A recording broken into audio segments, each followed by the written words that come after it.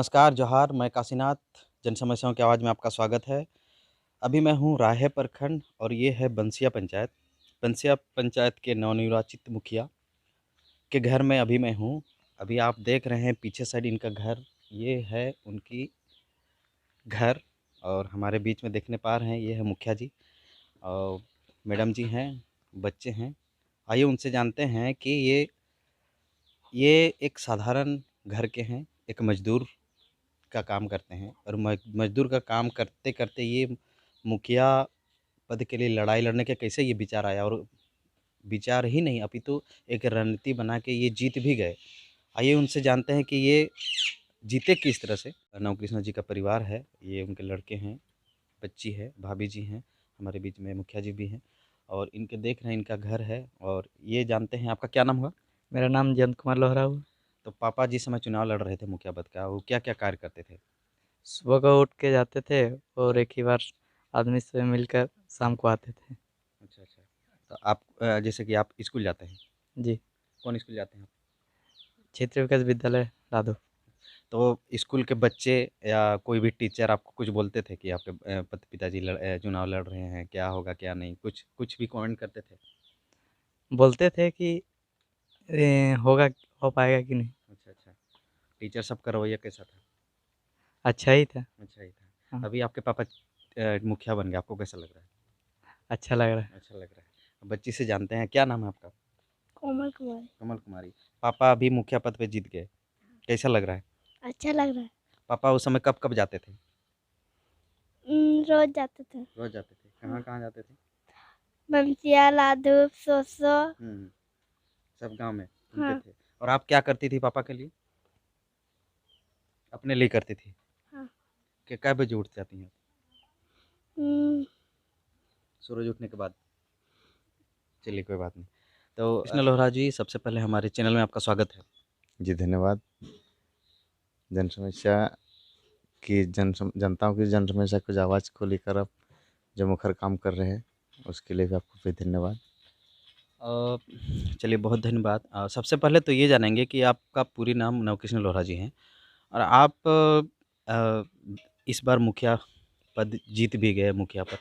तो मुखिया से पहले आप पूरे पंचायत में किस तरह से क्या कार्य किए कि लोग जितने यहाँ के आपके पंचायत के लोग हैं, आपको पूरी तरह से विश्वास कर लिए?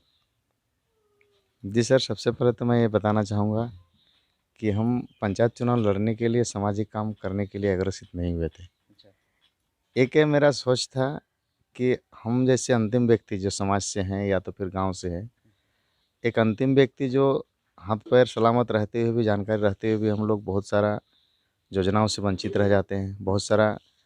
बहुत सारी सरकारी सुविधाएँ जो उनको पाने के लिए वंचित रह जाते हैं, हुँ, जो जान के भी हम लोग वंचित रह जाते हैं। तो पंचायत में समाज के ऐसे भी तबके के व्यक्ति हैं हुँ, जो उस लाभ में लाभान्वित नहीं हो पाते हैं। हुँ, उनको हम सोचे हुँ, कि क्यों ना हम इसको पहल करें हुँ, कि हम कम से कम 10 में से 1 व्यक्ति का सहयोग हो। हुँ।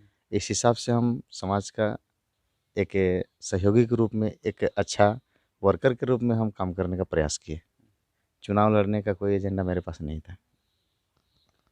तो सीधे तौर पर कहा जाए तो जब आप चुनाव मैदान में आए, तो आपको किस तरह की कठिनाइयाँ आपके चुनाव मैदान में आए? देखिए, एक कठिनाइयाँ तो सभी को सब चीज़ में करनी पड़ती है। तो मैं सबसे पहले मैं जनताओं को समर्पित करना चाहता हूँ हुँ, कि जितने भी हमारे पंचायत के जनता हुए, हुँ, उस जीत के प्रथम हकदार वे हुए। हम मेहनत किए, ये उन लोग का आकलन था और हम कितना काम किए इसका आकलन हमें नहीं था।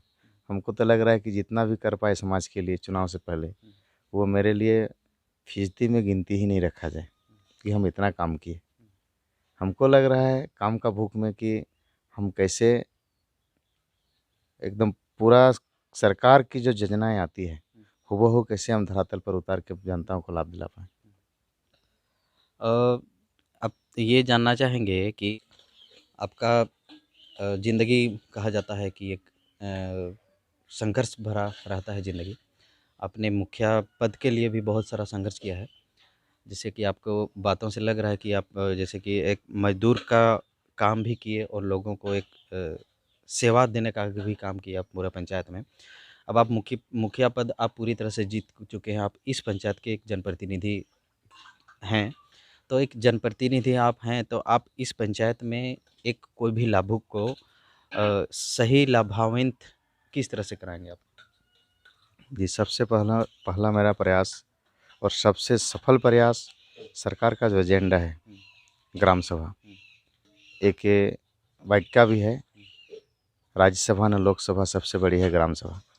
ग्राम सभा को हम मद्देनज़र ग्राम सभा में जो भी पारित किया जाएगा और कोई भी काम मनरेगा हो या प्लान प्लस के तहत हो, ब्लॉक डेवलपमेंट में जो भी कामें आती है वो मेरा जानकारी में अभी पूरा तो नहीं है, लेकिन जानकारी में जो भी आ रहा है ये सारी ग्राम सभाओं की प्रक्रिया से गुजरनी पड़ती है।